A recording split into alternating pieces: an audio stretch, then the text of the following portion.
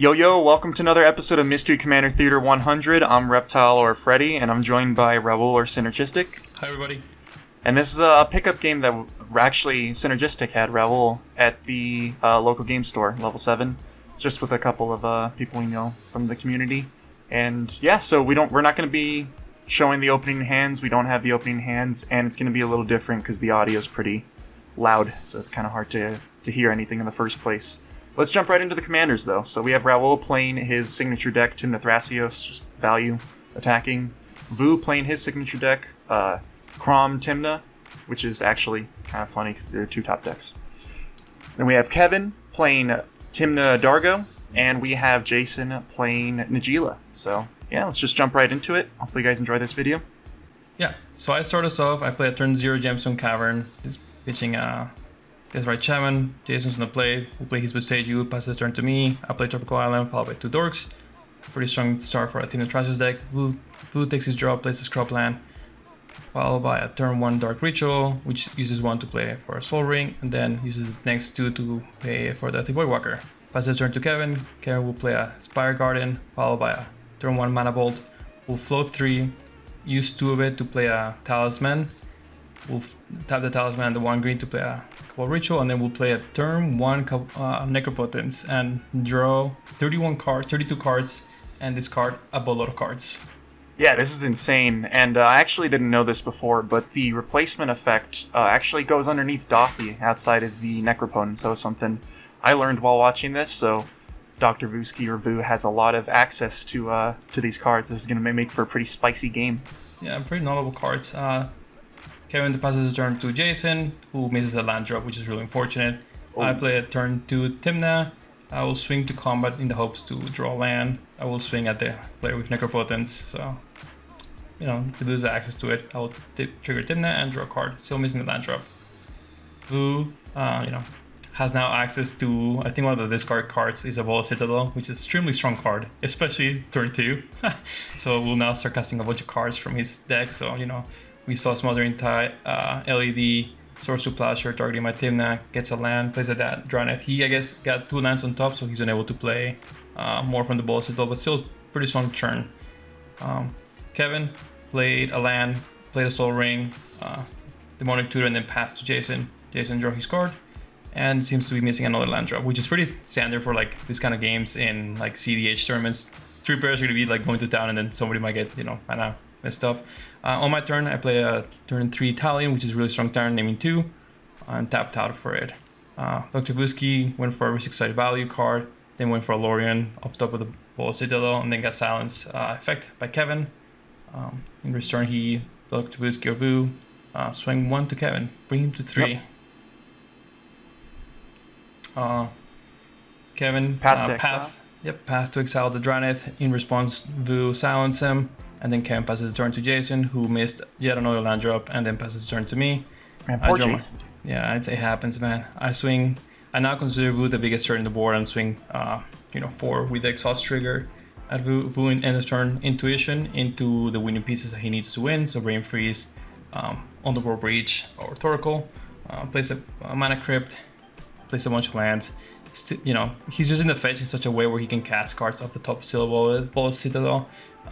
Hits a Demonic Betrayal, targets Kevin, gets a Demonic Tutor, casts the Sounds Effect targeting me. I'm now fighting for my life because I know this is the end of the game. I mana drain the Sounds Effect, triggering the Risk excited, so he's drawing cards off me as well. Then plays a Grana Vulture, which I cannot let that stand either, so I'll continue fighting for my life. Casting a Mindbreak Trap, targeting the Grana Vulture.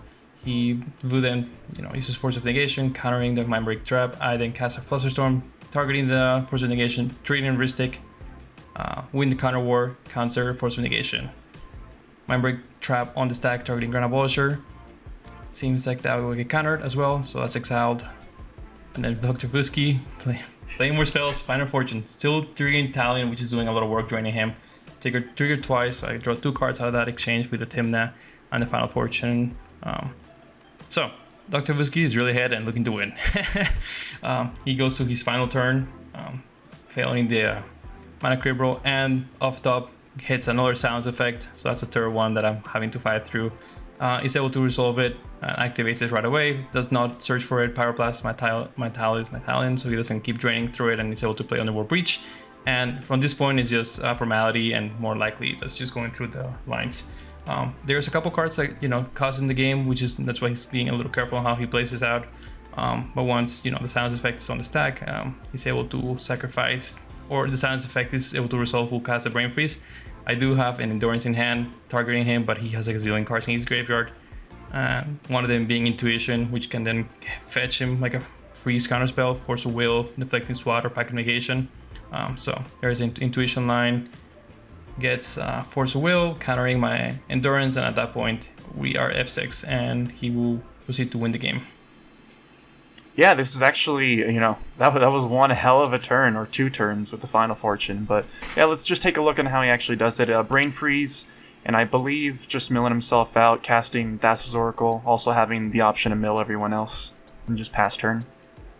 Yeah, there are many ways to win at this point, but I just still objects to, Oracle and Demonic Consultation if he wants to. Or just, you don't even need to Demonic Consultation at that point, just Oracle once you don't have a library and wins the game. So yeah, well done by Dr. Busky. Finally dethroned my Tymna Thrasios. First loss in camera. I cried a little. That's why I was fighting for my life. You wanted to keep that streak going? Yeah, bro, I was so sweaty. I had a bunch of interaction. I did the best I could. For how explosive of a start that was for both Vu and Kevin, the ability to have multiple pieces of interaction, fight through a Ranger Captain of Eos, have some... Talion kind of reminded me of Shieldred in a sense, where a lot of the ways that you want to win is by repeatedly drawing or repeatedly casting. So it was there were a lot of obstacles that Vu had to go through, even while just having endless options. There was a lot to play around. So I think it was pretty well played. Yeah, no, 100%. I think it was a really fun game too. It's really unfortunate that the Najeela player Jason wasn't able to do much this game. Missing land drops happens to everybody, right? We all get this kind of games. I think he also mulled to 4. So he just kept like a semi-functional hand, which again happens to everybody, especially in tournaments. Like nobody can expect to always have perfect games. It is bound to happen that you will get, you'll have bad luck one game. It just happens. But yeah. What do you think the play of the game was? The major turning point, if you had to take one. So I have bias because I think there was a point when I had Talion untapped with him turn 3. I could have killed Kevin, which would have taken the Citus Ball Citadel from Vu, at which point Vu didn't have access to Demonic Betrayal, and then the tutors, just a bunch. It would be a Value Town fight, which, I had a bunch of counter magic in hand, so I think I can survive through whatever Vu does. So that's my bias thing. I should have probably killed Kevin when I had the chance. Probably made the game longer, more grindy, which I think Tymna Thrasios might outvalue the Kraum Tymna deck if who's not going to combat or casting his commanders. What do you think? I think the Necropotence definitely was what kind of swung it in that favor. Sure. Made it pretty tough to react, but yeah, I can see what you're going for. Even with the value that he was able to generate Vu, that's what I'm saying. With the Bullis Citadel and killing Kevin in the next rotation, it would have been pretty tough. Both of those commanders also draw cards like yours, and then the Smothering Tithe definitely would have been a war. And to be fair, we also might have been able to see Jason maybe top decks a Crypt. He starts going in on the damage with you. A lot of factors that made this end up being a really short game, where it was just really explosive. Also, Kevin playing Mardu, so no access to counter magic outside of Pyroblast and Deflecting Swat and stuff like that. Yeah, and even then he silenced Vu once, so that was pretty, as interactive that can get as well. Yeah, no, I agree with you. I think it was a good game. Sad to see Tymna Thrasios dethroned. I cried. I still cry.